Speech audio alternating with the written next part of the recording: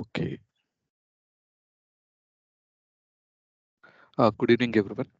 Are you able to see the screen? Am I Yeah, audible now?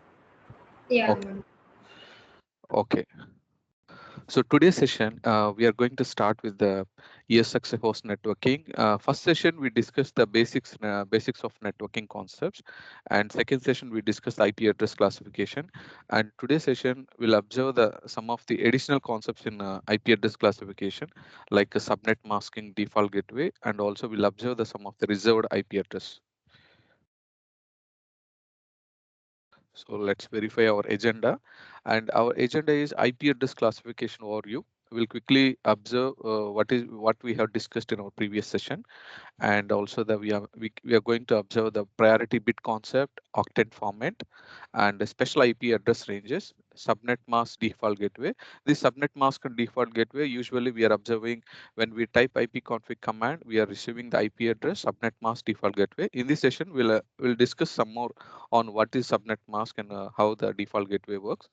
Okay, and we also observe some real-time scenarios, how the networking is configuring in the real-time environment. Once we understand the real-time scenario, the similarly we can configure the setup in a ESXi virtualization. Even in the ESXi virtualization, only the concept is virtual networking.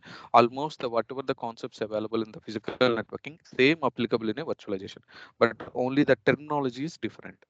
And also observe the basic networking commands. The same commands we'll use on a virtual machines as well. And finally, we'll observe we can test our knowledge. What is the classification? How we can define? Finally we can test our knowledge. Okay, let's move on to the next slide. And IP address classification. As per our previous discussion, we understand that how the IP address is classified into five classes: Class A, Class B, Class C, D, and E. Suppose let's recap quickly. As we discussed the IP address in the last box, we can see first octet decimal range. The class A first range starts with a 0, and also the class E finally overall IP address it ends with the range is 255. So within the 0 to 255 range, 50% of IP address we given to the class A, and the remaining 50% again they divided into half, and 25% given to class B, and within the 25% again they make it as half. It's like a 12.5, roughly we can say 13% for a class C. The remaining percentages equally divided to the class D and class E. So from this classification, we can understand that class A is always dedicated for a large network. When we have a large scale of organization, we have n number of workstations and servers. Those scenarios, we prefer to use class A. If your organization size is medium range, we'll go with a class B. And if our organization is a small, we'll prefer to use class C. Okay. So you have any questions on this point before we move on to the next slide? No, sir. no, Okay. Okay. So now this is the complete IP address classification overview. This is the overview of complete classification. Now I will explain one by one. Just try to understand each column. The first column refers as a IP address column. We already have an idea. We have a five classes: Class A, Class B, Class C, D, and E. And the new point we are discussing today's class session is it's a first octet. We can also say high order bits. Yesterday previous session we discussed like based on the percentages the is divided into five classes. That is the one level of one concept. And the another concept, most of the ISP service internet service providers, ISP means internet service provider, they classified in the another way also, that is depends on the binary values. If you observe the class A 0 to 127, 0 to 127, the complete value starts from a 0 only. Today, even today before our session, I asked you to verify the binary to decimal. If you observe the first one, 0 to 127, the always the high order bit is 0 only.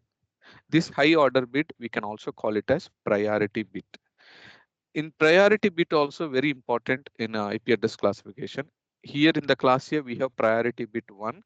In the class B, we have priority bits 2. It's not 10. We call it as a 1, 0. And in class C also, we have a 3 priority bits, that is 1, 1, 0. Okay. And similarly for class D, triple 1, 0, and class E, all the ones.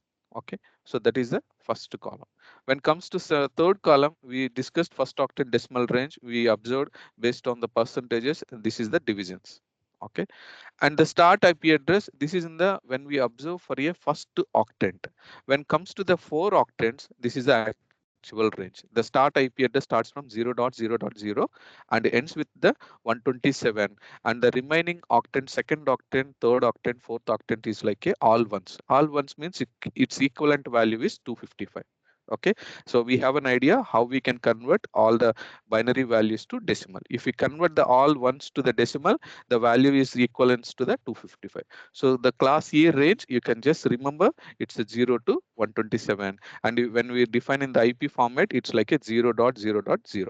This dot means we call it as a dotted decimal notation.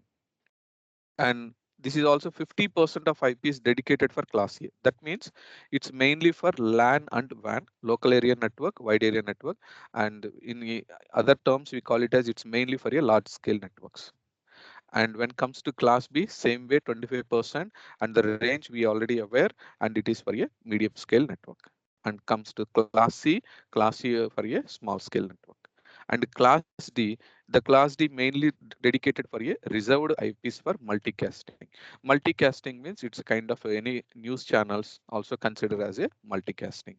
And class E reserved for a IPs for R&D. R&D means research and development. Most of the scientists will use the class E IPs. This class E IPs, no one in the office environment or home network, no one will use the both class D and class E. It's completely dedicated for reserved for a different categories. Okay, so when we discussing about class A, B, C, D, and E in the real-time scenario, we only concentrating on the only three classes A, B, C. That's why I put another table in the below. So you can just forget about D and E. But for learning purpose, we should have an idea what is the use of class D means. It's mainly for multicasting, and class E is mainly for the reserved IP, reserved for a research and development. Now comes to focus on the now we are going to focus only on the three classes, class A, class B, and class C. So octet bits are common, but then why I mentioned again the second table is based on the priority bit, they divided the our IP address range to two portions. One is network, another one is host portion. In class A, we have one priority bit, which is the highest priority bit is 0. This 0 is considered as a one priority bit. So one network is N. The remaining three octets considered as a host portion. So when we divide to network and host portion, I highlighted the network portion in red color, and the remaining all are the host portion. And the subnet mask also, it's equivalent to whatever the network we have, that network will be masked using subnet mask. Even the name itself, it says subnet mask. The network will be whatever the main network, that network will be masked using subnet mask. Masked means it will mask with a high priority bit with all ones. It's a 255.0.0. And the number of network, if you want to understand why class A we are saying as in bulk network means, we can understand that its calculation is 126 network. Suppose if you observe again the above table, the range is starts from 0 to 127, but why here I mention as 126 only. The reason, if you observe the calculation, 2 power 7 minus 2 subtraction of, we are subtracting the two networks. Why we are subtracting two network is, if you notice the above table again, the first IP address in the class A is 0.0.0.0. These four zeros, we call it as a default network address. This network address is not recommended to assign for any of the system, either a server, workstation, anything, it's not recommended. So that is the one we need to ignore from the actual 128 networks. And similarly the last IP also 127.255.250.255. This last IP also we call it as a broadcast IP address. This broadcast IP address no one will use in the any of the device, either client system or server system or any of the network device. So when we subtract these two networks, the value will equivalent to 126 networks. And also the same when comes to the host portion. Host portion, if you observe in the network ID and host ID, we have how many octets remaining? Host three octets, second octet, third octet, and fourth octet. These three octets, if you add the 8 plus 8 plus 8, so 38 means it's equivalent to 24. So the total host networks means 2 power 24 minus 2. Why we are again subtracting with the minus 2 is every network have a default first network. The first network value 60 IP address no one will use. So that network need to be subtract. And again the last IP. Last IP means the specific network ID 127.255.2.25. That broadcast IP also no one will use in the real time scenario. So those that's the reason when we calculating the number of networks and number of we always subtract class B also. The network is B 550.0 and the number of network you can calculate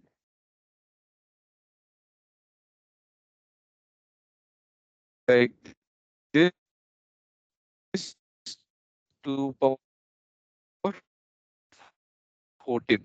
Why we put the 14 means we have two network and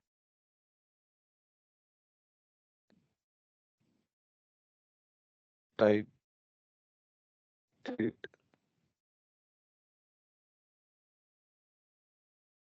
Okay.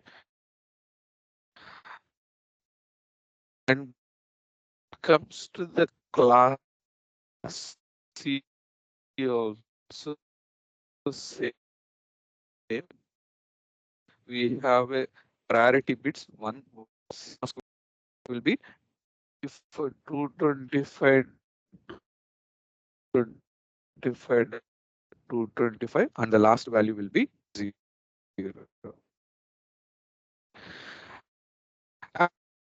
And the number of networks, as we know how we can calculate Sir, your again voice is 8 plus 8 plus 8, 3 bits. So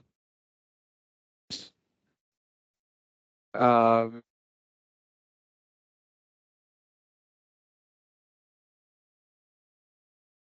or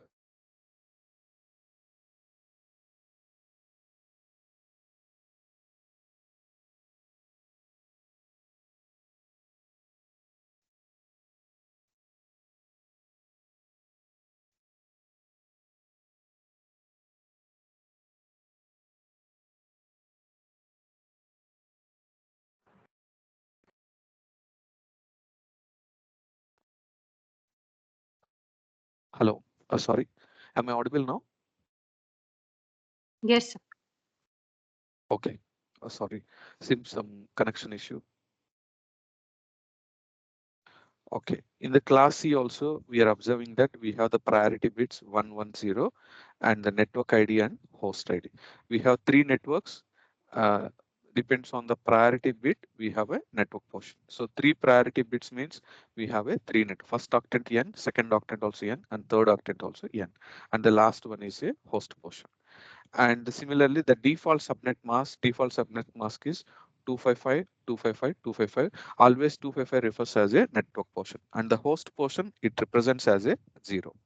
And the number of network, actual network portions, how many networks? First octant, second octant, third octant. So three networks, 8 plus 8 plus 8. So it's a 24 minus 2. Two networks we need to subtract. Okay, this is the total networks value. And when comes to the host, we have the host value. Host bit is only one bit is the host. That means 8, 2 power 8 minus 2. So that is equivalent to 254 hosts we can create in the class C. Okay, so again in detail I will explain in the subsequent slides. And also the special IP address we are going to observe today, that is network IP address, valid IP address, and what are all considered as a valid IP addresses, and what is a broadcast IP. Just now we discussed broadcast IP means the last network, always in the every class, the last network is considered as a broadcast IP. And the first IP network 0, it ends with 0 is considered as a network IP address. Most of the real-time environment, network address and broadcast IP address, no one will use. So it's like a just the reserved purpose only, no one will use. And the broadcast IP is also will not use. Most of the time the valid IP is between the network address address and broadcast address, whatever the IPs are available, those IPs only the valid IP addresses. And the private IP address we are going to discuss. Why the private IP address means we already have class A, class B, class C. These three ranges are dedicated for a IP addressing. Within this IP addressing, all IP address normally we have to purchase from a internet service providers. These service providers within this class A, class B, class C, these three ranges, they reserved some IP address for a private IP purpose. Private IP means it's a free IP addressing. We no need to pay anything to the internet service providers. But when comes to the below one public IP address, public IP address is nothing but a, we have to purchase these IPs from a internet service provider. Whoever the internet service provider in our region, specific vendor, we have to purchase those IP addresses, public IP address. So today's session I will show you what range is dedicated for a private IP, okay, and what range is dedicated for a public IP. And also there is another special IP address which is called loopback IP address. I will show you what is considered as a loopback IP. And the static IP address, dynamic IP address. Static IP address, in our previous session we just discussed what is static. Static is nothing but a manually assigned IP address. And the dynamic IP address means it's automatically assigned IP address from DHCP server. Okay. And APIPA means automatic private IP addressing. This one also I will explain today in detail what is a APIPA IP range. Okay. And free IPs. The free IPs is one of the common word normally we'll use in the real-time scenarios. I will show you what we consider this as a free IPs. Okay. It's a subject to be internal word. Internally we'll use whenever we have a any free IPs, those IPs we can use for when we're going for a new VM provision or new servers deployment. Suppose we already have 100 servers in our environment. Within the 100 servers, I assigned 100 IP address. So we got a new project. For the new project requirement, I'm going to create a additional 20 servers. These 20 servers can be a virtual machine or a physical server, whatever it is. When we need to deploy a additional 20 servers, we need some IP addresses. So during that scenario, we need to verify our internal network team any whether there is any free IPs which is unused by any other system. Those IPs we can assign for a new project requirement servers. So this is one common word we'll use in the real-time scenarios, free IP addresses. So it's like it's subjected to be every organization. It's not for the public word. Okay. So now let's move on to the another slide. Whatever we discussed here in the high order bits and priority bit, we'll explain some more detail. Okay, so this is the one. So priority bit. Today before session, I ask you to verify the ranges class A range first octant is correct or not, and even the B and C. So we already verified that when we compare the class A, all the binary numbers, when we convert into the decimal, the 0 to 127, we know it's a class A range. But in the class A range, one common point is all the first binary value is equivalent to 0 until 0 to 127. Same way, even in the class B, the range is starts from 128 network to 191 network, but in the binary format, the common bits are 1, 0. It's the common for complete 128 to until 191. So this number they consider as a priority bit. Even when comes to class C also, the network starts from 192 network and ends at a 223 network. Within this network range, the first binary bits is common, which is 110. Okay, we observed this calculation how to based on the 2 power 0, 2 power 1, we can calculate these values. So from this first octant class A, they decided as a that is the first priority bit 0. And same way class B, the first priority bit 10, and class C, the first priority bit is 110. So based on the priority bit, they make this as a two portions, network and host portion. So here priority bit is only one priority bit, that is N. The remaining is the host portion. And same way, class B, two networks, two host portion. And class C also same, three networks and remaining is the host portion. So now let's read the what is a priority bit means. Priority bit is used for IP address classification. Yes, it is also one of the classification purpose. And the most significant bit or high order bit from the first octant are selected as a priority bit. Okay, so this is what we discussed just now. Okay. And now subnet mask, even subnet mask also, the main purpose of subnet mask, the name itself, subnet mask. Mask, everyone know nowadays, everyone using mask. But here subnet mask means it's just masking our network. So what is our network portion in class A? Our network is only the first octant. The first octant will be, it will mask with a high priority number. When it is in the all ones, it's equivalent to the 255. It's masking with this.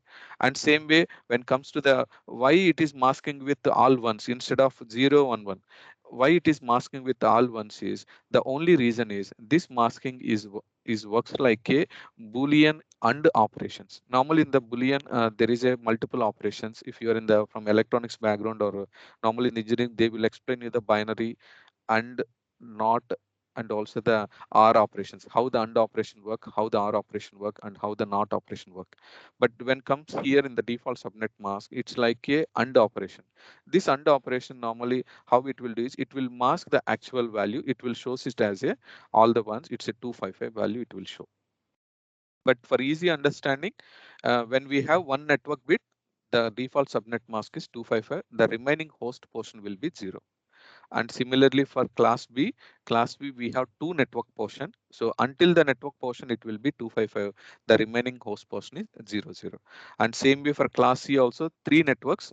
Three network means the default subnet mask will be 255, 255, 255, and the host portion will be 0. How we can observe is, suppose if we take our local system, if we type the IP address, to verify our local system IP address, command is ipconfig.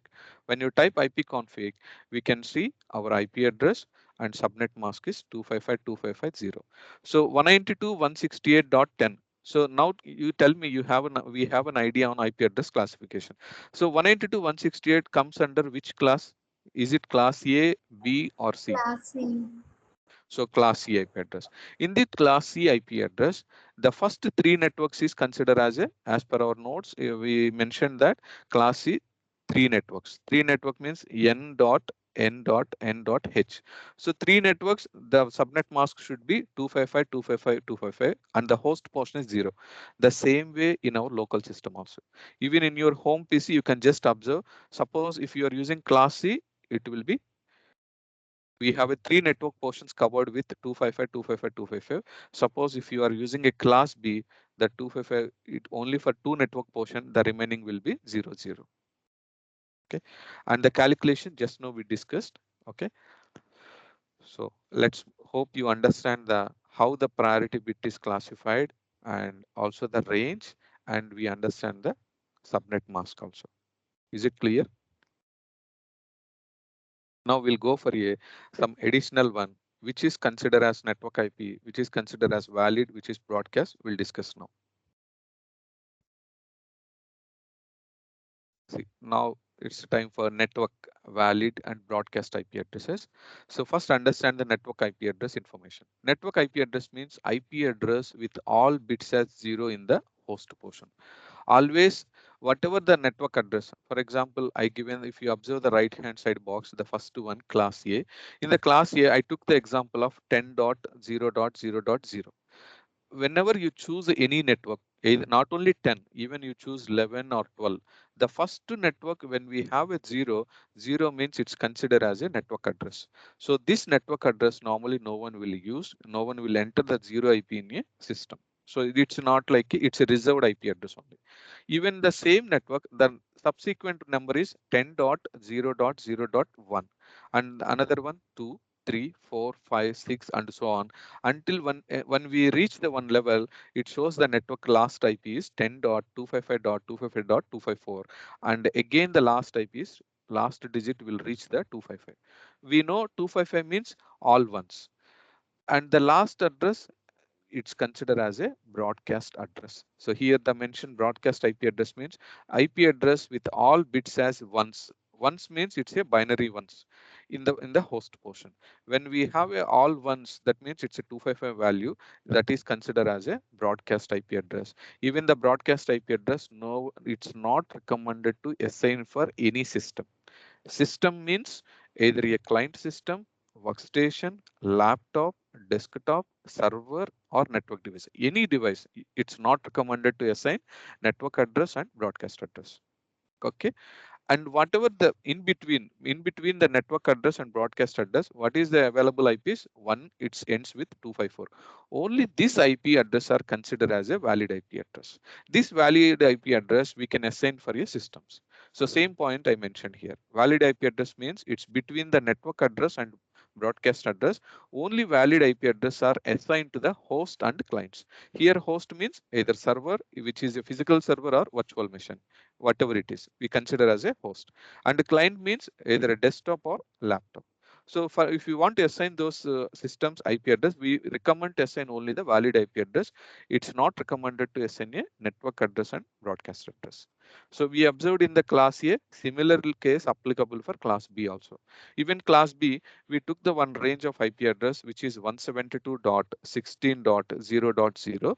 It is considered as a network address. And in between 0 to 255, the entire IP range is considered as a valid IP address. And the last is broadcast. Same case for class C as well. I took the range of 192.168.1. So it is the when it is ends with 0 means network address. It's not recommended to use. The remaining range until 254 is valid. The last one is broadcast. So is it clear? Yes, sir. Okay, now let's observe the another point. So in our overview slide, we discussed the network IP address, valid IP address, broadcast IP address. Now we'll discuss about these two, private IP and public IP. Within these IP ranges, let's say we are discussing only the class A, B, and C, because for and D and E, generally it's not recommended in the office environment. So within our range, 0 to it's class C ends with until the 223. Within 0 to 223 range, there are few IP networks is reserved by internet service provider specifically for private IP addressing. That private IP addressing is nothing but a free IP range that for if you want to use private IP in your office network or your home network, we no need to pay any money to the service providers. But when you are trying to use apart from private IP, if you want to use any other IP address range, that IP is all considered as a, it's not a free IPs, it's a chargeable IP address. We have to pay the money to the service providers. Okay, so let's talk about some more points on the private IP and public IP. Yeah, this is the point for private IP address. So private IP address, there are certain IP address ranges in each class of IP address that are reserved for a private networks. So each class means class A, class B, and class C, they reserved for a private networks. I given the IP address, reserved IP address in the left side table. If you see the classes, class A, class B, class C, in the private IP address range, the class A reserved from entire 10 network. 10 network means 10.0.0.0 to until the 10.255.255.255. So this network range IPs you can recommend to use in a large scale organization, because class A means it's supported for large scale. And within class B also 172.16.0.02 until the 172.31 network dot 255.255. This network also dedicatedly given for a class B. If your organization is medium range organization, you can use this range of IP addresses freely. We no need to pay anything to service provider. And same way for class C. Class C also, what is the range? 192.168.0.02 until the last network, broadcast IP. This range also dedicated for a class C. When you are using in your home PC 192.168, that is means it's a private IP, or we can consider it's a free IP only. We no need to pay anything to the internet service provider. Okay, so let's discuss another point. These IP address are called as a private IP address. So whatever we mentioned in this table, 10 network, 172.16 to until the 31, this network, and 192.168. These three network IPs are considered as a private IP address. These addresses are not routable or valid on internet. If you want to use this IP for internet, it's not valid. It's only for a internal intranet network, home network, and office network purpose only. And the third point, when we when your network using private address, excuse, Am I audible actually? Okay, right? No, no connection issues, right? This time. Yes. Okay. So when a network using private addresses must connect to the internet. So even in our home system also private IP address we are using, we need to connect to the internet. It is necessary to translate our private IP address to a public IP address. This translation process is called network address translation. The full form network address, and in short form we call it as NAT. So a router is often a network device that perform NAT. Suppose if you observe this diagram, left side, let's consider about this is a home network. In my home network, in our home network we have a one laptop, one tab, we can have a desktop PC and also the mobile. Any of the devices we are using in your home network, if you want to access the network from our network to internet, we need a router. So router is nothing but a, either you can use normal physical router or internet router, or we can also call it as wireless access point. Even wireless access point, if you use the wireless access point, what it will says is it will translate our private IP address to public IP address. So when you want to trying to access any browser, any website like www world wide web, any website if you are accessing, or you are connecting to any cloud environment means either a private cloud, public cloud, multi cloud, whatever the cloud you are trying to access, or if you are connecting to your office network. Even when you are connecting to office network also, the local IP address will not support to access to all these scenarios. So we need a one router or wireless access point. It will help you to change your private address into public address. It will access through your ISP. ISP means internet service provider. The same point we mentioned here. So a router is often a network device that performs NAT. It will translate your IP private IP address into the public IP address. Even in your home Wi-Fi also, it's we are using a wireless internet router or anything we will use at home. The same concept here. Even in the office also, we'll use the network if you want to access from one branch office to any of the remote branch offices. Each branch must have a router. Okay, clear?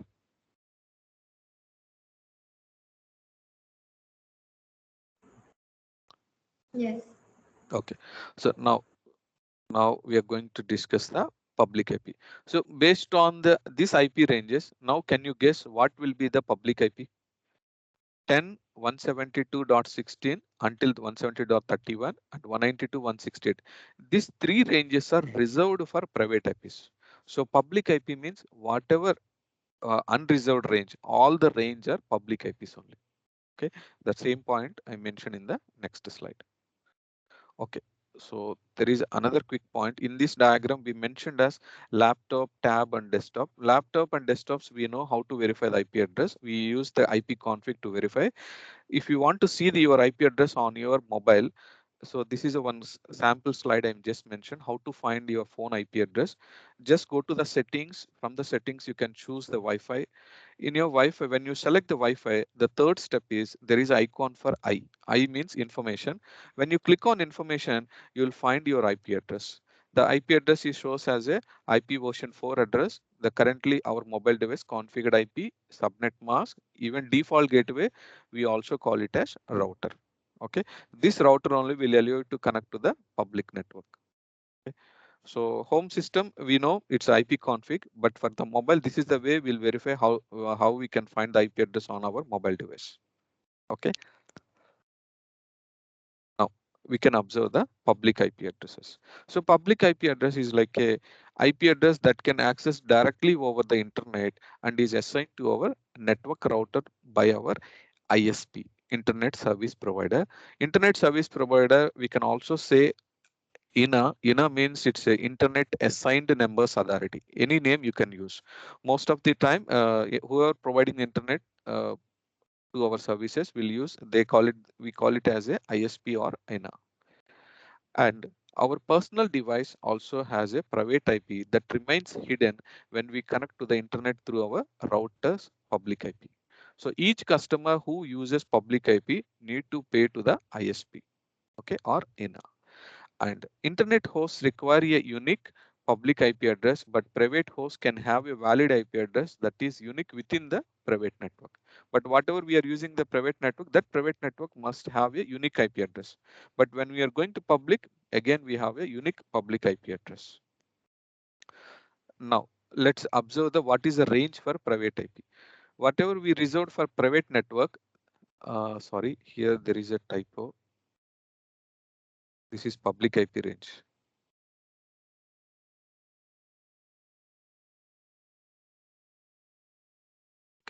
So now what is the public IP address range? The public IP address range is 1 network to until 9, and there is no 10 because 10 we reserved for a private. After excluding the 10 network, again it starts from 11 network, 11.0.0 until the 126. But if you observe here, there is no 127 network. But in our first slide, if you notice, we mentioned that class A will be ends with a 127, but in the public address, we haven't included the 127 network. The reason is this 127 network again reserved for a loopback address. This loopback also we'll discuss today. Okay, first let's observe the public IP. So public IP, we have an idea class A, how it is classified. And comes to the class B. Even class B, what is our reserved range? 172 range. So 172 means from 128 to until 177 consider as class B. We are excluding the 172 network and again comes to the 173. So 173 to 191 is considered as a class B. And the network and host portion, we know one network portion in class A and remaining three are the hosts. And class B, two networks, two hosts, and class C is three network, and last octant is considered as a host portion. And subnet mask based on the network 255, two networks, 22255, three networks means 32550. And class C 192 to 0 to 167 only because the class C reserved private IP range is 190.168 network. So that network is excluded here and again starts from 169 to until the 223 network. So these all consider as a public IP address. Now we can quickly observe that what is the difference between private IP and public IP. So same, whatever we discussed, the same, just recap, used within the organization. Private is only within the organization, private network, or we can say local area network. And public IP means used on the internet. Internet means it's a public network or wide area network. Okay. Now, private IP not recognized over internet. Suppose in our home system, I'm using one IP address. That IP address is private IP address. This IP address is not recognized by private. Anyone can use within their home network this IP 192.168.10.107. But when comes to the public IP, recognized over internet. Suppose if you want to identify any of the public IP, how we can identify? Just type ping space www dot any company name we can type like apple.com. It's showing the IPv6. Okay, it's not in a 4 octant format, it's in the IPv6. Suppose we'll try another website. Let's say vmware.com. This is also showing IPv6. We'll type another IP, another website like hp.com. It is also pointed to IPv6.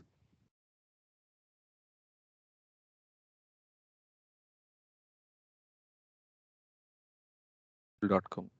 IPv6. They all updated to IPv6. We'll type any small websites. timeanddate.com. This is still in the IPv4.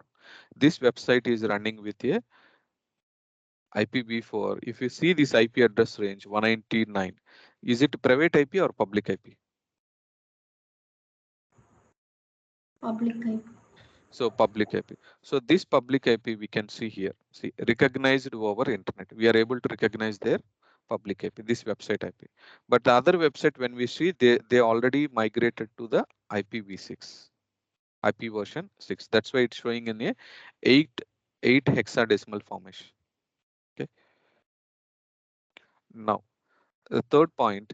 Normally in the private IP address, it's assigned by the network engineer in the real-time scenarios, office networks, or any of the system administrator also will assign the private IP address. And public IP is normally it's assigned by internet service provider or in a internet assigned numbers authority. Okay. And private IP, it should be unique within the LAN or organization or home network. And similarly, public IP also, it should be unique over the internet or globally. No one will use the same IP address. Okay. It's always unique only. And if you want to verify the private IP address found via your device internet settings, you can type ipconfig for Windows systems. For Linux and ESX machines, we can type the command ifconfig. Suppose if your public IP, if you want to type in the Google, you can just type what is my IP address. You will find your public IP. Like if you are working in an office environment, you want to see your office website public IP, you can type this command or just ping, you will find the public IP. Okay. And private IP free of charge, public IP need to purchase from the ISP. And the private IP range, just now we discussed, class A 10 series, class B 172.16 series until 170.31, and class C 192.168 series. And example, I given one example like our ESX host IP address 192.168.10.71. This is our ESX1 and 72 is our ESX2. This is also considered as a private IP range. And come to public IP, any number not included in the reserved. Suppose that we have three reserved networks, 10, 172, 192. Any number not included in the reserved private IP address range is considered as public IPs. Okay. So I give an example. What is a public IP? All 8s and also 12 dot network. So 12 also, it's not included in our private range. That's why it is a public IP. Okay. So let's discuss the other point. Other point is just now when we go to our overview slide, we discussing one by one network, valid, broadcast, private, and public. Now we are going to discuss the loopback IP. So what is loopback IP address? These ranges and all, as an systems engineer or VMware administrator, we should have an idea. And also some of the interviews and examinations, while you're attending for any exam, they will may ask the range information. So during that time, it's useful. And loopback IP address. Loopback IP address means a loopback IP address is a separate reserved IP address that can be used for diagnostic testing of devices. So loopback IP address range starts from 127 network. So first IP address will be 000 and ends means it ends with a 255.255.255. So loopback address 127.0.0.1 is generally known as localhost. For our local systems, always this is IP. It is used to test your network card to verify that it is sending and receiving the signal. Suppose our local system, our network card, if you want to verify whether the network card is working correctly or not, this is the way we can verify. How we can verify is to test the network card using loopback address. We can use the TCP IP utility. That command is ping. Ping full form is packet internet gopher. So using the ping command, we can test our system is able to receive the reply or not. Suppose let's test our local system. I just want to verify my system ping is working or not. If you want to verify the ping status, just go to the command and type the command ping space 127.0.0.1. Here we need to type only the last octant will be 1. So when you type 127.0.0.1, just enter, we are receiving the reply. So receiving reply means our network card is working fine. Suppose if you didn't receive any reply from localhost, that means he will refer the another point. It says that this indicates that network card and drivers are functioning correct properly.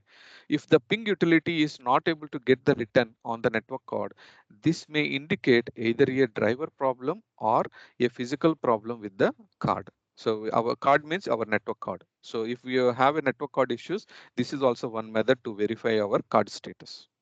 Okay. So this is about the loopback IP address. Okay. So what is our next point again? So we observed the network, valid, broadcast, private, public, loopback. Now we are going to verify what is static IP and what is the dynamic IP.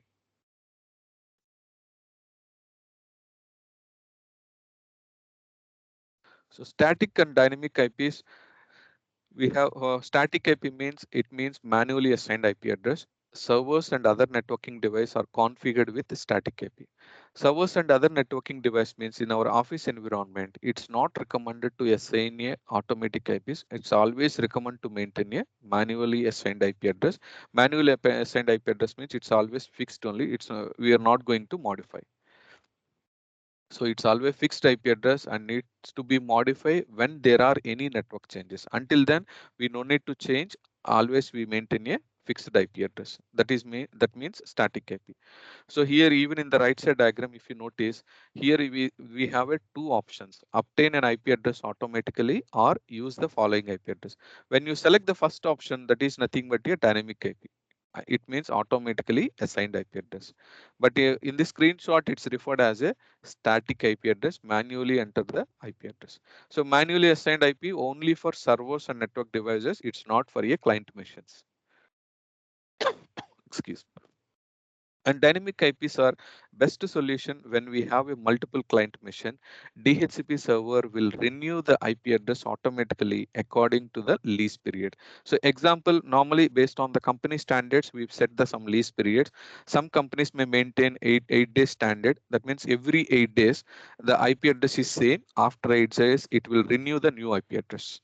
Some company they maintain 10 days. So every 10 days, if the system is connected to the network, it will get the new IP address from the DHCP server. DHCP means Dynamic Host Configuration Protocol. This DHCP we can configure on a Windows server or we can configure on any of the networking device router. But the DHCP in detail concept, when we are discussing the Windows concepts, I will explain again DHCP, how the IP address automatically assigning to the client machines. I will show you the lab. Okay, but understand that within the IP address, there is a terminology, a private IP, public IP. Similarly, we also have a terminology for static IP, dynamic IP. Even in the office environment, when they say static IP, you no need to confuse. Static IP is nothing but a just a manual assigned IP. Dynamic IP means it's automatically assigned IP from the DHCP server. Okay. So this option verification, we already know how to verify the network properties. Just go to your network connection properties, ncpa.cpl. When we go to the network connections, if I see in our local system, there is a multiple networks are connected. Suppose I want to verify my Wi-Fi. So normally for Wi-Fi, we always use a dynamic IP only. We no need to assign manual IP address. It will automatically get the IP address from our wireless router. So just select the IP address, either go to the status or properties and select the TCP IP and click on properties and see here the IP address is obtain an IP address automatically. Automatically means it is a dynamic IP address. We haven't assigned manually. Suppose I am connecting from my local system to I'm connecting to our lab system.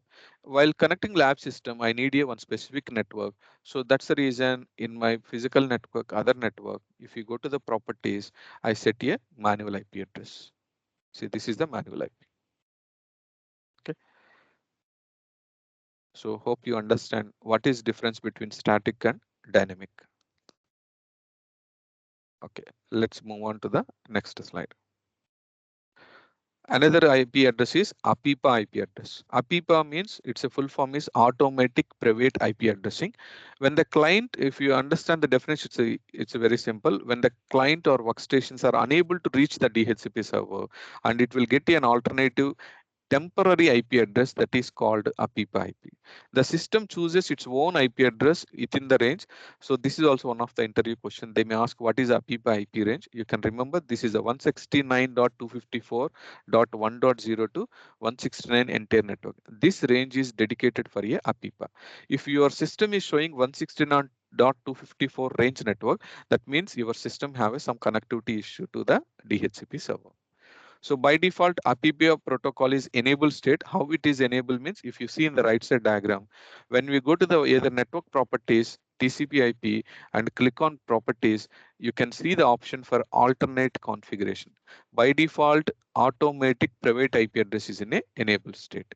If you want to verify, this is the steps I mentioned here. Start run ncpa.cpl and go to the TCP IP connection, click on properties, and we can find the APIPA range.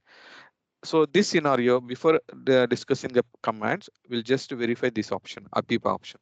So go to the start run ncpa.cpl. Within the ncpa.cpl, it's applicable only for the DHCP scenario. Suppose if I select a static IP network, if I go to the static IP network, select the TCP IP v4 properties, you haven't find any alternate configuration information. That means this APIPA concept is only for the DHCP scenario. It's not for a dynamic IP scenario. It's not for a static IP scenario. So just click cancel, select the Wi-Fi. Our Wi-Fi is connected to the dynamic IP.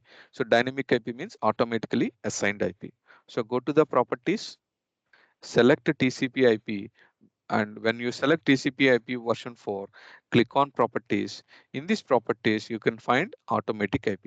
Suppose whenever our client system is having issue to contact our DHCP, there is already default option, alternate configuration. When we have the first connection is failed, there is a alternate configuration. That alternate configuration is nothing but a automatic private IP address. In short form, APIPA. Okay, so this is default, it's automatically enabled. Even we haven't set any IP range here. So default APIPA IP range is, just remember that range. The range is 169.254 network. Okay, and the commands, we given the commands. Suppose the APIPA means we already have some issue, we are unable to reach the DHCP. To resolve this issue, when you get the APIPA IP in your local system, in order to resolve this issue, the commands to resolve the APIPA IP is ipconfig space slash release. Release means it will release your 169 network. And when you type another command, ipconfig space slash renew. Renew means again it will try to contact your DHCP server and it will get the new automatic IP address. So this commands information, if you want to know, just go to the command prompt, start run CMD. When you type the command prompt CMD, you can just type the commands help information.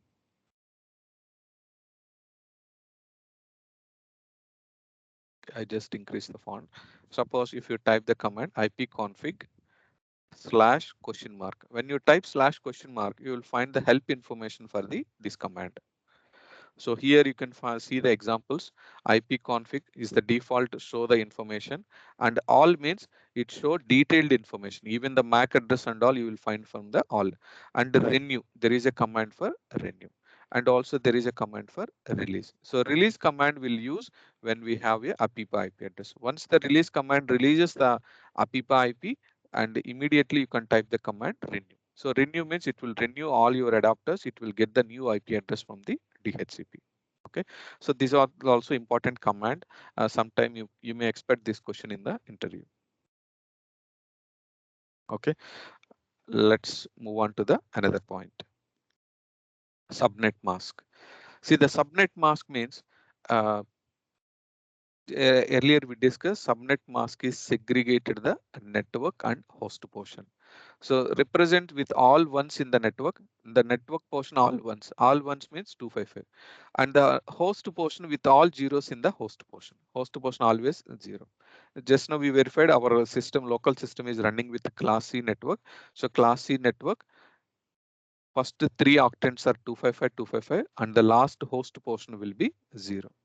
Okay, this is about the subnet mask. And now another definition, default gateway. So default gateway also we can find in a, when you assign a IP settings. Just now we verified the IP settings. I will show you one more time. When we go to the network connections and select your network adapter properties, TCP IP properties, you will find IP address, subnet mask, and default gateway. So most of the time default gateway is automatically assigned from your wireless access point or your local internet router. Okay, so the same point I mentioned here. Default gateway is the device that forwards data from one network to another network. Even if you want to connect from your home system to any of the remote systems, either any website or cloud network or office network, anything you want to access, first we need a router. This router will always help you to translate your private IP to public IP. So most of the time it's going to be a router. Even if you observe our mobile device also, even in our mobile device, we discussed just now, If you see in the mobile device also, IP address subnet mask instead of default gateway, it's showing as router. So default gateway, we can also say acts as a router. The same point we mentioned here. Most of the time, this is going to be a router. So default network gateway can also be configured using computer instead of router. So either you can configure on router, even in the normal computer also you can configure the default gateway IP address. Okay, that is about the default gateway. And now we'll talk about the networking real-time scenarios. Before discussing the real-time scenario, we'll just quickly go to the overview slide. So hope we covered all the points. See, in this slide, we discussed about the priority bits, what is IP range and how much the percentage they divided, and the complete start IP and end IP, and what is the usage method. We discussed all these points. And within the complete 5 classes, in the real-time environment, we started using only the three classes only, class A, class B, and class C. And we observed the some of the special IP addresses like network IP address. What is network means? We can say whatever the IP address is assigned in the first network zero range is considered as a network address. And we discussed the valid IP, broadcast IP, private IP address also we discussed, and we discussed the public IP address, loopback IP, static IP we discussed. Static IP address means it's a manually assigned IP address, and dynamic means automatically assigned IP address from DHCP server. And we discussed about the APIPA IP address and the free IP addresses. And now we are going to discuss during the real-time scenario. Okay, so let's talk about the real-time scenario. There, I just given the two scenarios how we prepare the network addresses.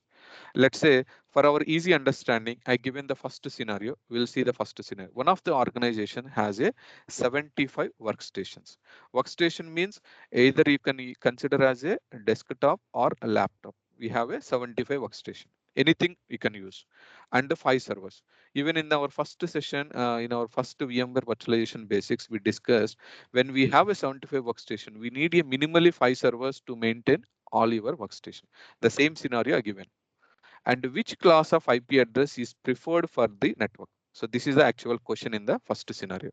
So, and the second condition in this first scenario is it has 5 departments. I given one example. What is those departments? Let's say every company have HR department, human resource department, sales department, production department, QA, quality assurance department, and also the developers development department and IT support.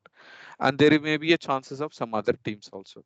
So I just given some example what kind of departments in the organization. This is the example. So now let's talk about the first scenario. When we have 75 workstation, 5 server, we need to prepare a IP address. So which network you prefer? Are you prefer class A, class B, or class C? Which is the recommended one?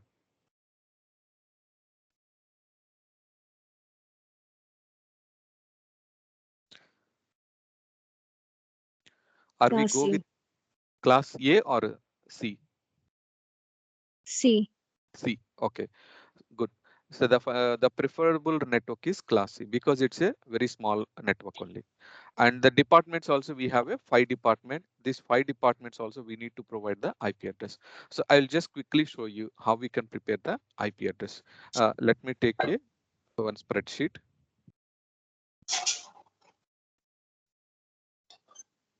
Okay, I just took one sample spreadsheet.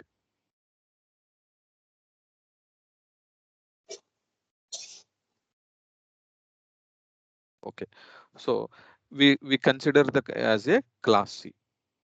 So before going to create the network, I'm just mentioning what is our class. Let me increase the font size.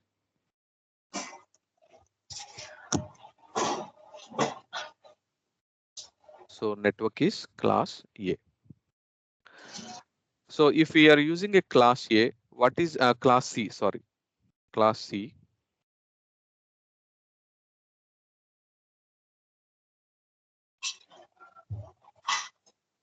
Okay.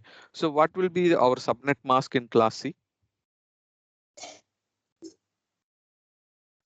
255 dot Five. 255 Five. Five. dot Super five. 255. Yeah. dot zero. Zero. So this is the subnet mask.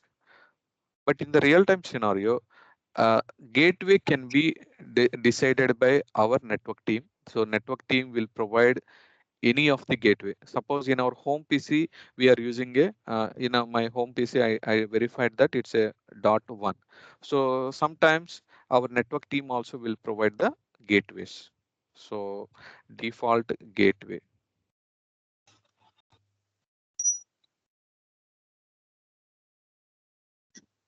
the IP address 192.168 dot, and network it's our choice. We can choose any of the network. Let's say I'm choosing the network 192.168.1.0 network. So this zero network, is it recommended to use in the real time or it's not recommended? Excuse me. It's not recommended.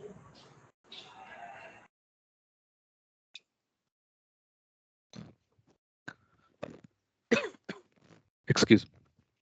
So it's not recommended network, but we can start using the valid IP address from 192.168.1.1 onwards. So what is the last IP address? It can be 192.168.1.254 only, and 255 again broadcast IP. It's not recommended to use. So enter this range is the valid IP address. So this range will be valid IP addresses. This valid IP addresses we can use for a office network. So and the gateway, it can be either you can choose one or you can choose any of the IP, depends on your customer requirement, or your network team will decide what is the default gateway.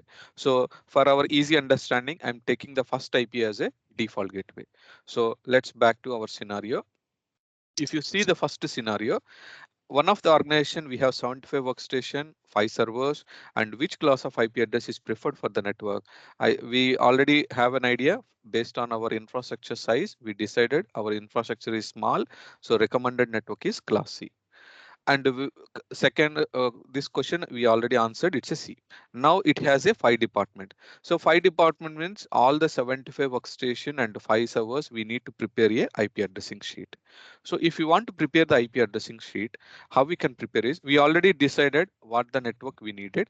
So let's take the another tab. So when we take the another tab, we'll prepare the list from here. Okay. So this is the way we can prepare the sheets in the real time also. When we organization is small, normally we maintain the spreadsheets.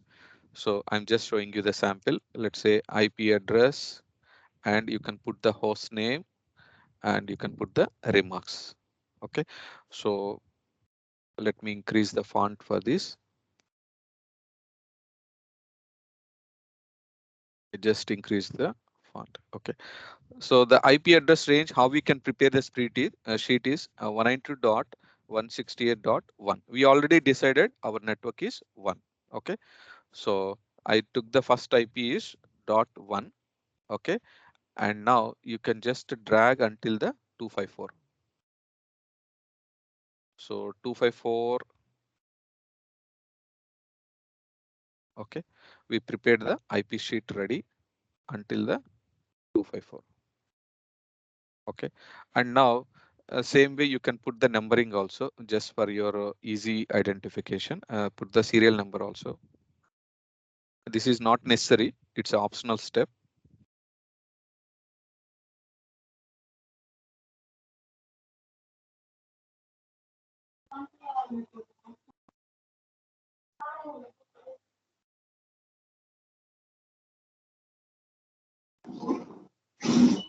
Oh, something my keyboard not.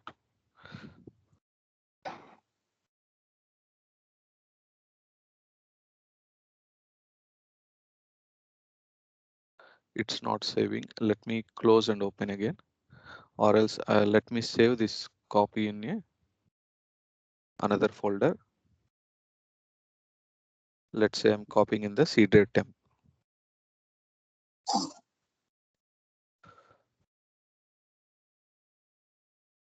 IP addressing IPs.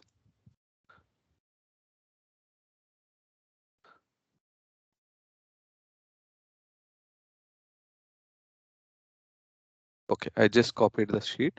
Now we'll try to edit. Okay, it's able to edit now.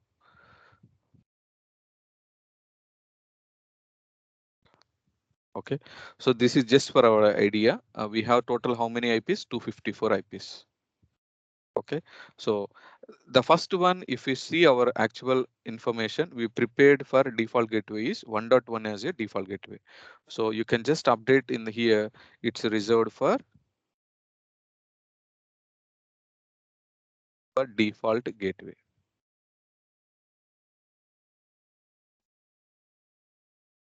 Okay, and remarks also, it's just a default gateway in short form DGW.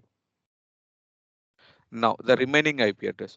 The remaining IP address, if we see the scenario again, the 5 departments. So we have to dedicated few systems for HR, few systems for sales, production, QA, and development. So 5 departments we have to dedicated. So the systems names will be based on your company, and also we have a servers are 5 servers. So 5 servers means the first one will go with a server. So the naming convention will be depends on the customer naming convention. So in our lab, I'm just putting a standard namings. So let's say 5 servers are already our server IPs. The remaining one we just reserved. Let's say until the first 1 to 20 IPs are reserved for a servers. So that means these IPs we are no longer assigned for any of the other systems. So reserved for server or network devices. This is how we prepare the sheet in the real time. Let's say the IPs I took until the 20 or 30 devices. I mentioned as it's reserved for server or network devices. So the remaining still we have a IP address until the 254. So the remaining requirement is 75 IP address. So 75 IP address you can easily configure for a systems. So let's say workstation, right? So workstation in short form, WS, or you can use a desktop or a laptop. Let's say laptop name, anything you can maintain. So laptop sys1. So now we can drag the namings. We need the workstations. How many workstations? Until 75 workstations we needed.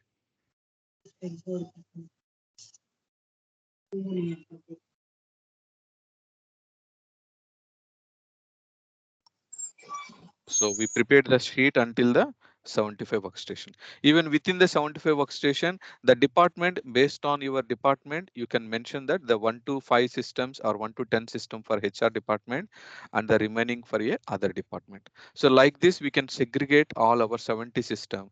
The remaining IP address is completely free. You can just mention as a free, or you can keep it as a blank.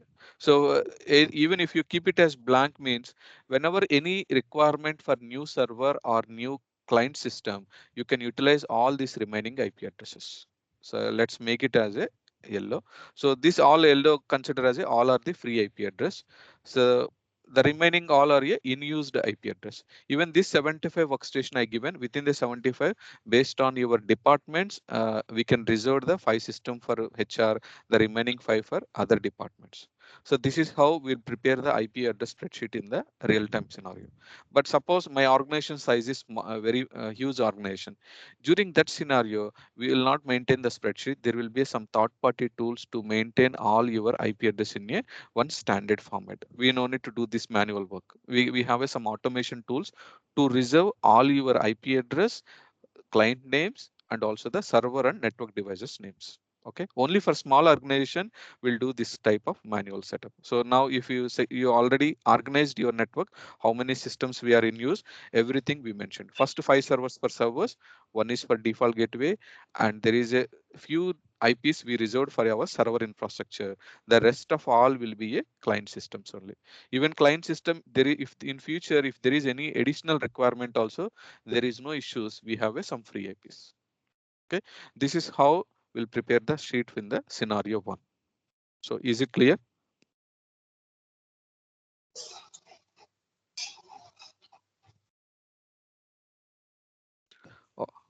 Okay, so now let's talk about the second scenario. Second scenario is one of the organization has 120 workstation. So here now the workstation count is increased 120 workstation, and the server count also servers is 10 servers. And which class of IP address is preferred for network? And it has 6 teams. Earlier we say call it as department, now we saying as teams. Okay, here we have a 6 teams, but inter team communication should not be possible. They given one condition that intercommunication should not be possible. Suppose if you see our previous spreadsheet, in our spreadsheet, all our systems in a same network, 1092 one network only. Not only our laptop, even our workstations also run, servers also running on the same network. That is the first scenario. But in the second scenario, we need to choose which class of IP we need to use, and each 6 teams they say that should not be communication. There is a it's supposed to be it's not communicate from one team systems to another team systems. Okay, so for second scenario, can you guess which class of IP address is preferred?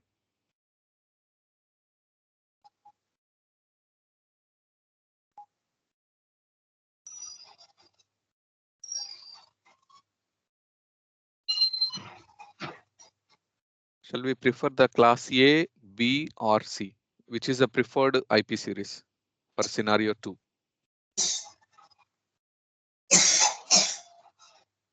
So class C.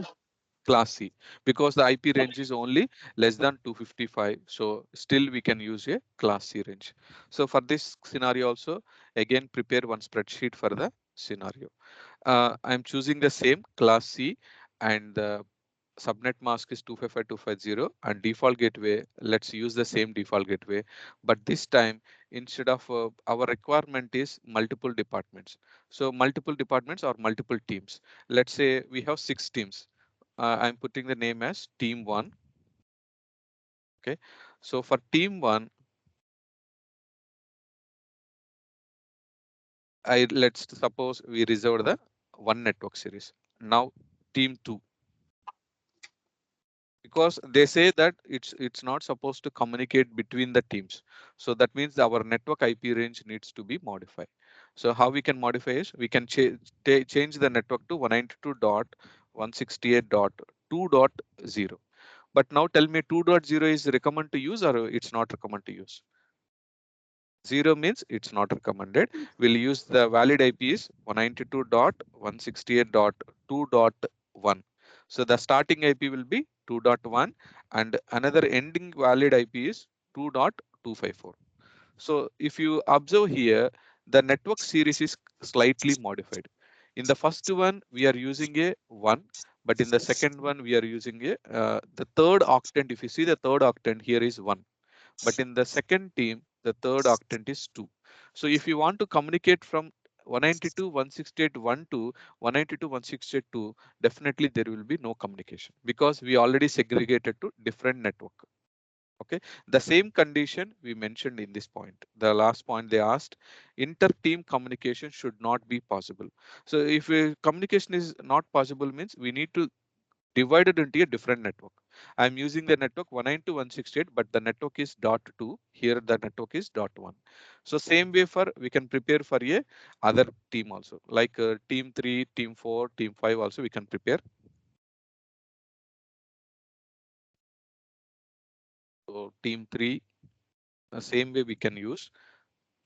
This is the one sample format I'm showing. Team 3 also you can make it as a 3 network. So dot 0 is not usable. Valid IP is 3, and this is the 3. And same way we can prepare another team for team 4.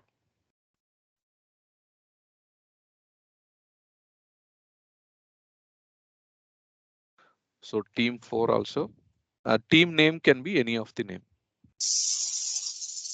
Okay, and let me copy the same thing. Okay. Now we can rename the actual requirement. Let's say team 4, team 5, and also the 6th team. So that means the all that requirement of systems we can for team 3 we should use only this network. Team 2 we can prepare only this network, and team 4 we can change the IP address to network 4. Even the last IP will be 192.168.4.254. Same way for team 5 and team 6.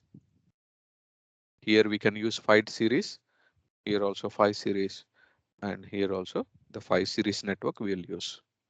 And here the team 6 and network we already decided that we plan to use 6 network.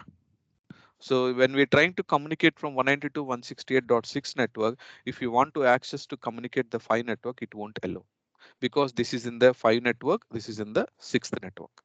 Suppose in future, if you want to provide a communication between these two networks, again during that scenario, in our if you are connecting all the system to a switches only, even in the switches there is a concept called VLAN. VLAN means virtual LAN. Virtual LAN means grouping of multiple ports or multiple network IPs. Grouping of multiple ports is nothing but a virtual LAN. Let's say consider team 5 as a VLAN 5. This is VLAN 6. If you want to communicate from VLAN 5 to VLAN 6, you can communicate using the VLAN trunk. That concept is available in the switch. I will explain in detail in the uh, uh, next classes. Okay, but understand that our scenario is uh, we need a workstations, 120 workstation and 10 servers. And which class of IP address is preferred on the network? We decided that class is class C and 6 teams we have. So for the each 6 team, we divided a 6 network, but we haven't prepared the servers network. So even if you want to prepare a server network, either you can dedicate any one network. Like either for servers, you can choose 192.168.1 series, or you can prepare another separate network for server network. Let's say I'm putting the server and network devices, in short form NW. So for network devices also you can prepare the similar type of division. Instead of 6.1 you can choose any of the other series.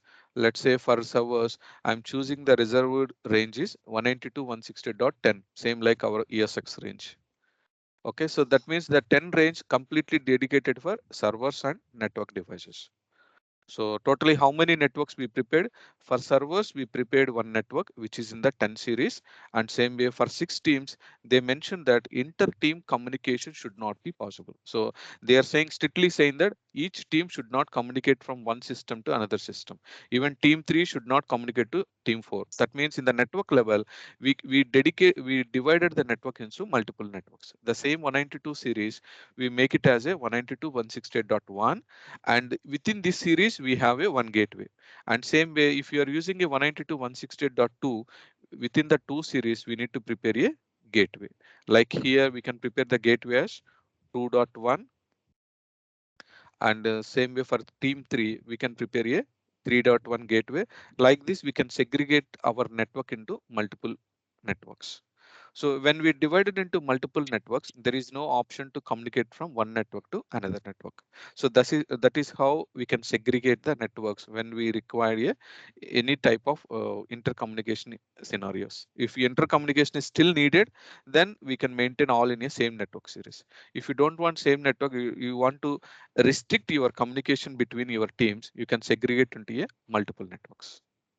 Okay, and again if you want to prepare the sheet, same like how we prepared for the sheet for 110 190.160.1, same way you can maintain the separate sheet for all the team members, all the team networks.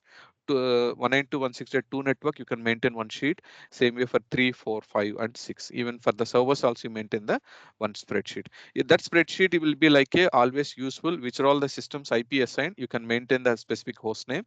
The remaining you consider as a either reserved, or you can consider as a some of the available IP address. We can call available IP or free IP address. Okay. Is it clear how we can Yes, sir. maintain this? But when it comes to the class A and class B, normally we won't maintain any spreadsheet kind of thing. There will be some internal management tools. We call it as IPAM. IPAM means IP address access management. Those tools will help you to maintain all centralized IP information. But for the small organizations only, we'll use like this. We maintain some spreadsheets. Okay. So now we are going to verify the some basic networking commands. So basic networking commands, some commands we already used. ipconfig we used regularly, and ifconfig we can use for a Linux systems. So let's just we'll little elaborate all the commands one by one. So ipconfig is it's a internet protocol configuration. This command is used to display the information about the network configuration and refresh the DHCP and DNS settings. By default, ipconfig command display our IP address, subnet mask, and default gateway. So if you need the more information in ipconfig, you can type the command ipconfig space slash all. So hope we already tested this command and we'll verify the ping command. So ping full form is packet internet gopher. So ping is a computer network administration utility used to test the reachability of a system on an internet.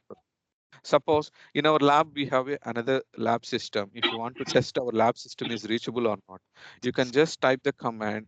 Whether it is reaching or not, you can just type ping space. Our lab system IP address is 192.168.10. And the IP address is 40. When you type this IP address, we are able to get the reply. So once when we receive the reply, you can just observe the ping statistics below. The ping statistics say sent four, we sent the four, and we received the four replies, and that there is no packet loss. Packet loss is zero. That means that currently the system is available in the network healthy state. Okay. For example, if you want to test our ESX host IP 192.168.10.70, when we click this 70, if you see the network range, see our ESX host is in not reachable state.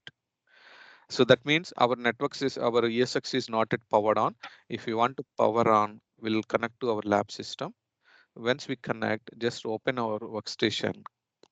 We'll quickly power on the our ESX machines.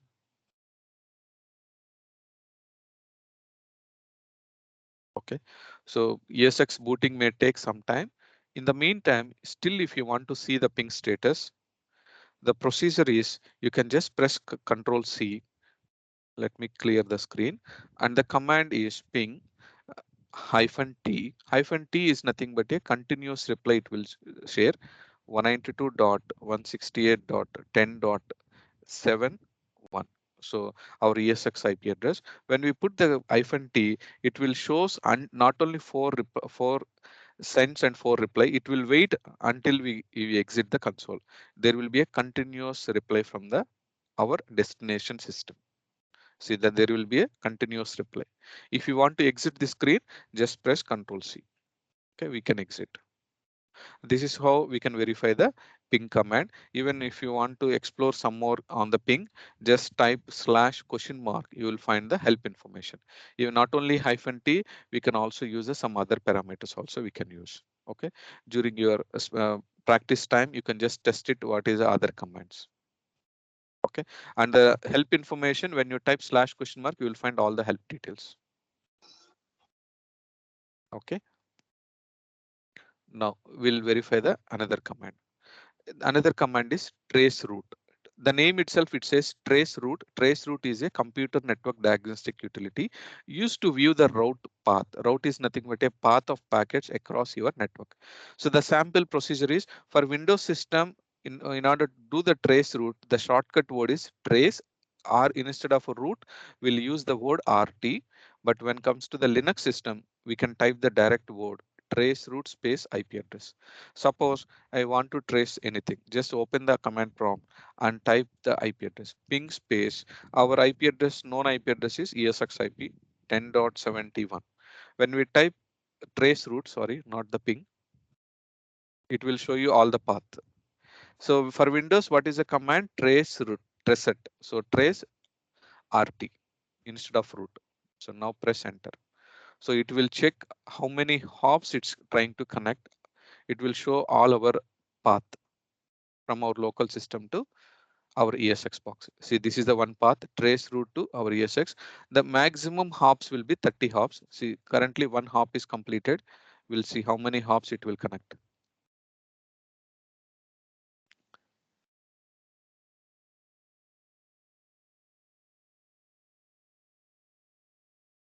It is taking longer time, 67 millisecond.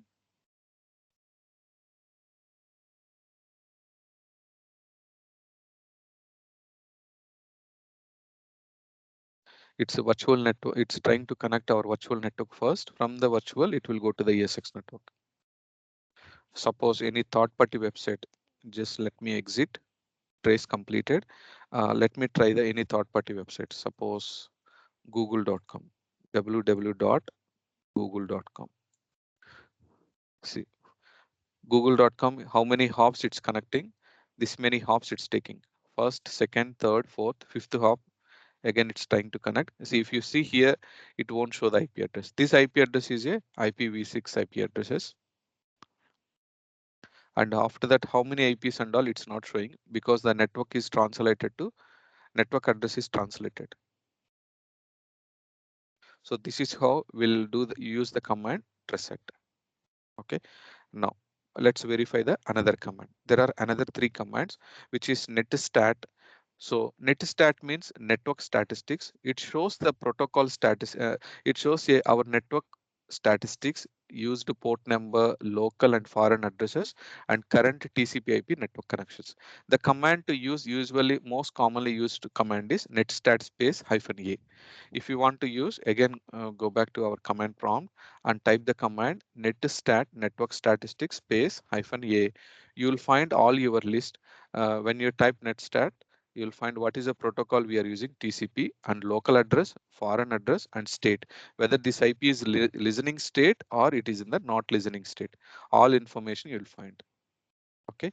So this is about the netstat command. Normally in our during the troubleshooting scenario, any of the system is not listening on the specific port, then we'll use this command, whether the specific port like 80 HTTP port or any of the 443 ports, secure ports are not listening, we'll verify using this command. And to explore more on the netstat command, again, you can type the /?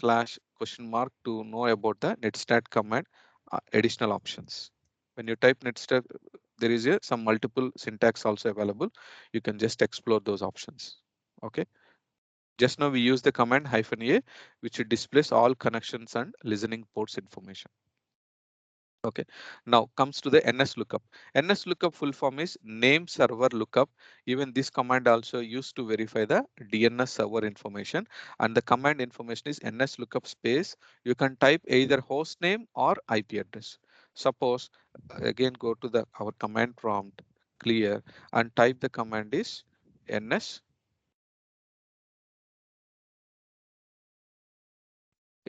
lookup.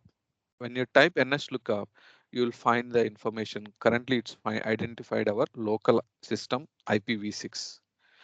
Suppose you want to type the NS lookup for specific system. NS lookup and type our అంటే ఏంటంటే అంటేనా 192 ఇంటికాడ dot దాటినా తెందో 192 dot 7:30 16 192 dot 168 dot.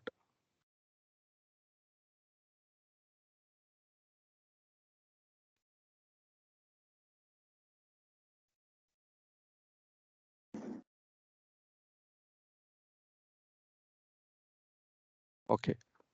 Okay, so NS lookup is command is you can just go to the command prompt and type the our specific host name or IP address. So you can type 192.168.10.71. So when we type 71, it says that server is unknown and it is able to detect his IP version 6. Okay. And the another command is telnet. Telnet means teletype network. This is also used to verify whether the port is listening or not. If you want to verify that any port is listening or not, just type telnet space and you can type our IP address like 192.168.10. Suppose 40 is our lab system. If you want to verify the port 3389, type this one and press enter. It says that telnet is not recognized. That means telnet is not installed on my local system. Suppose if you want to test on our lab system, just connect to the lab system.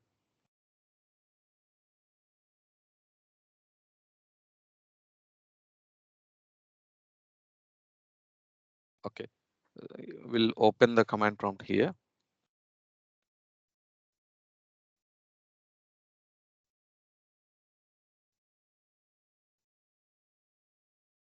Okay, So here type the telnet, whether it is working or not. Here also telnet is not working. So that means we need to configure the telnet. So go to the add or remove programs. Here in the left side, we have an option to features. When you enable feature, there is a feature for telnet. We can enable the telnet feature. So let's come to here, see telnet client. So teletype network, just enable telnet client, click on OK. Okay, Windows completed the changes. So click close. Now you can type this command, it will accept the commands. Telnet, enter. See, telnet is working. You want to test the ping state, telnet to any of the port, just type the command telnet space IP address 192.168.10.40 and space port number 3389.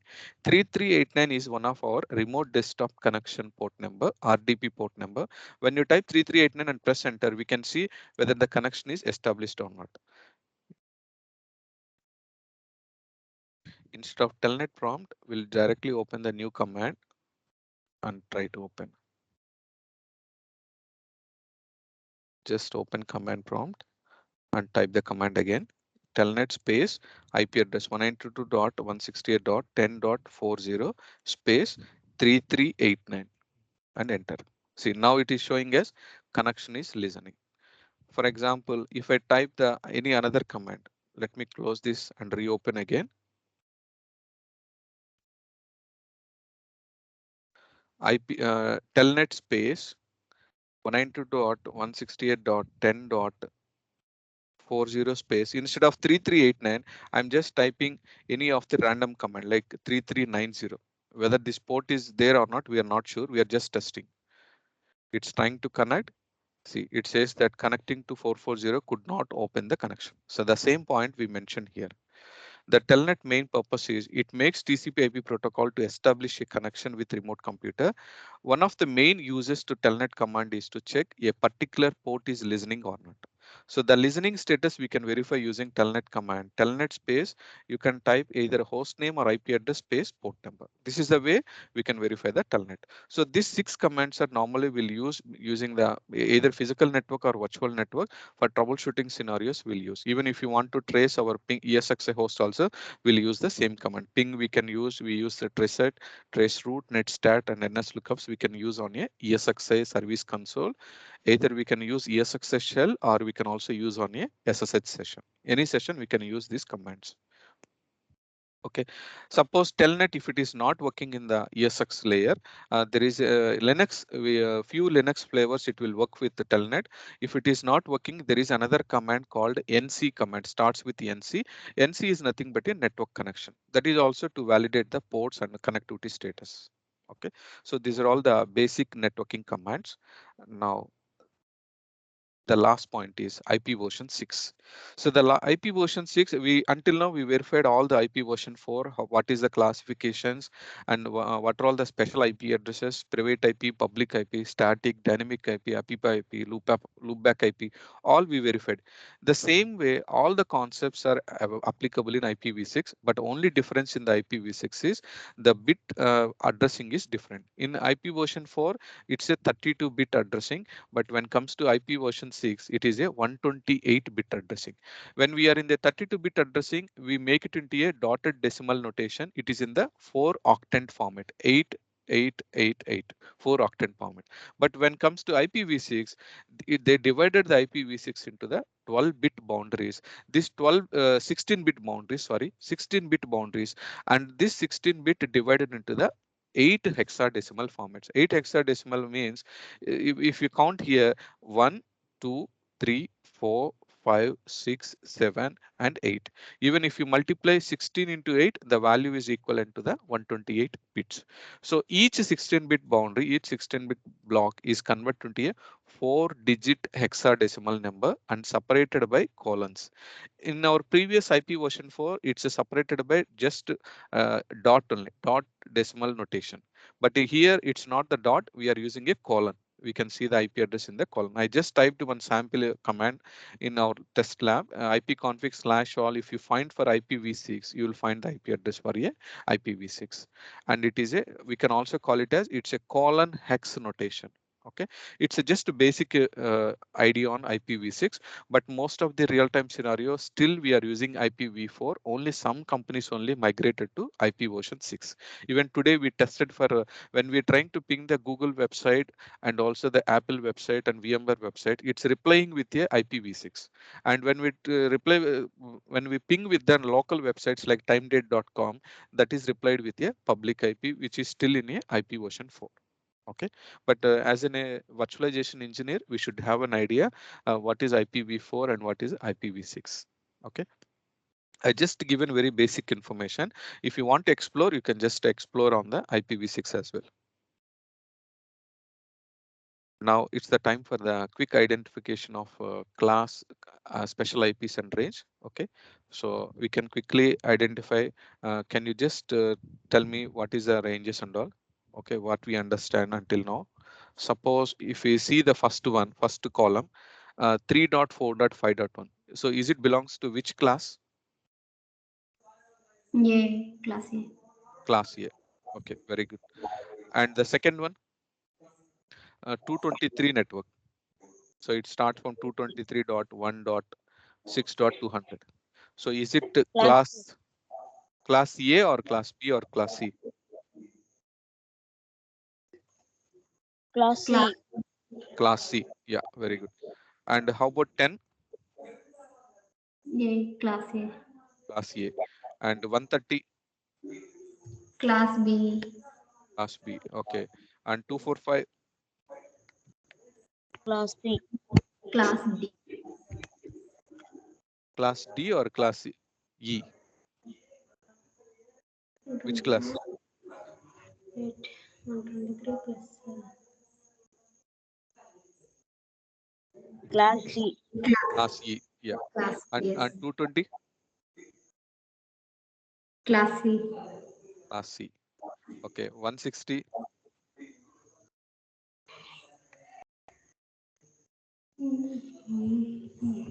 Class B. Class B. Okay. 192? 190.160.10 series. Our Class ESXi class C. And 10? Class Class A. A. Okay. And the last one is all 200, starts with 200. So which network 200 means? class C. Class C. Class Okay. C. Okay, very good.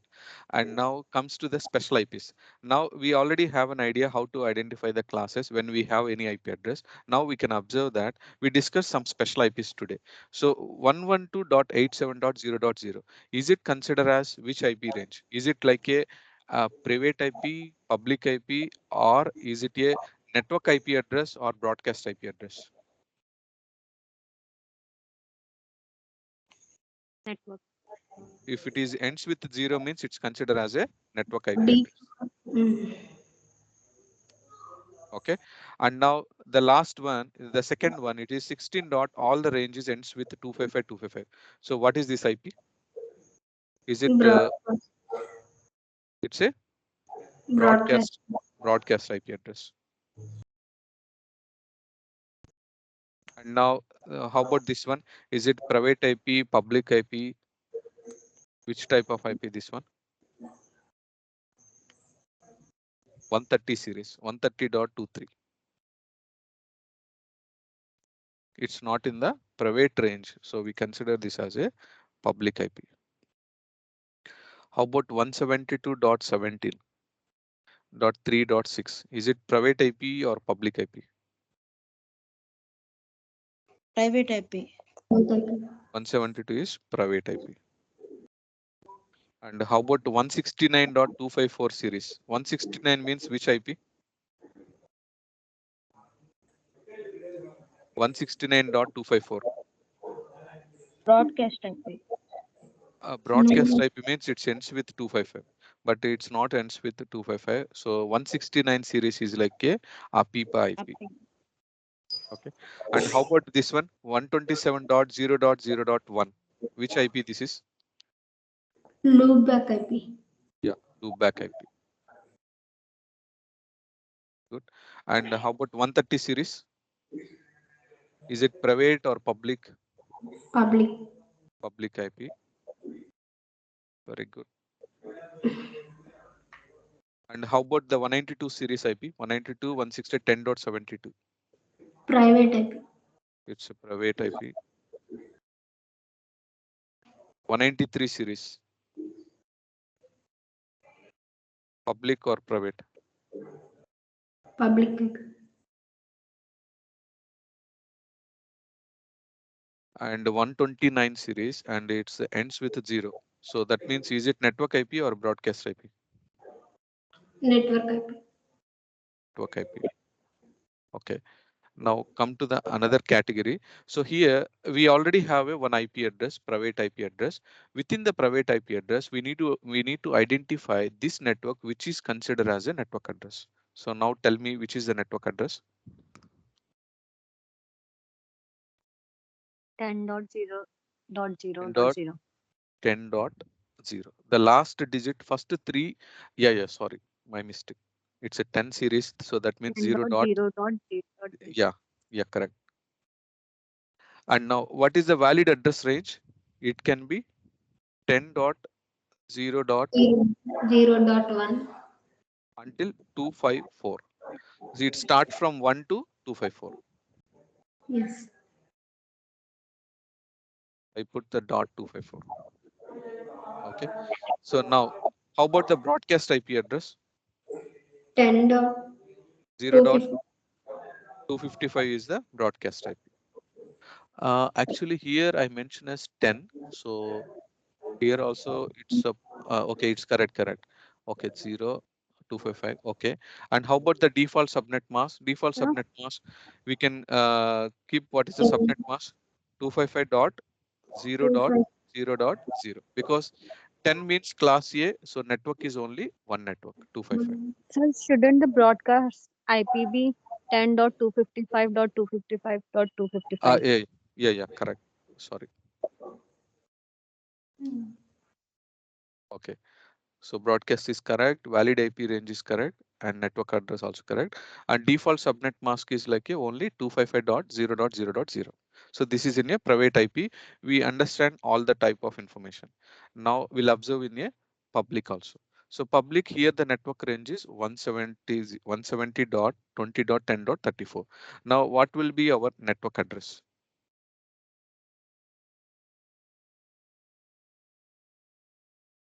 So 170 means it comes under the class B. So class B, it will be a two network portions. So network address will be 170.20.0.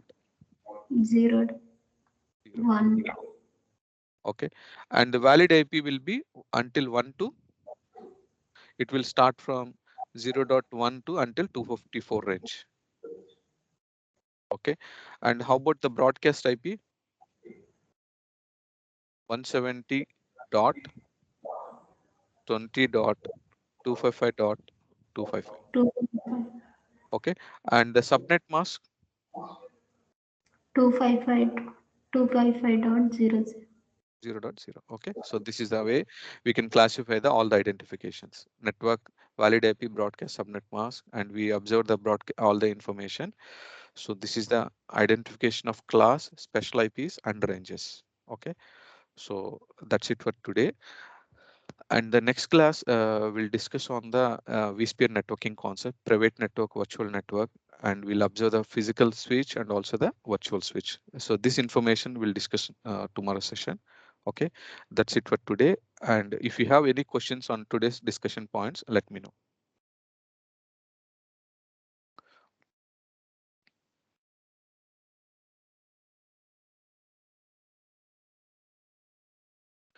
Okay, if no questions, okay, let's wind up now.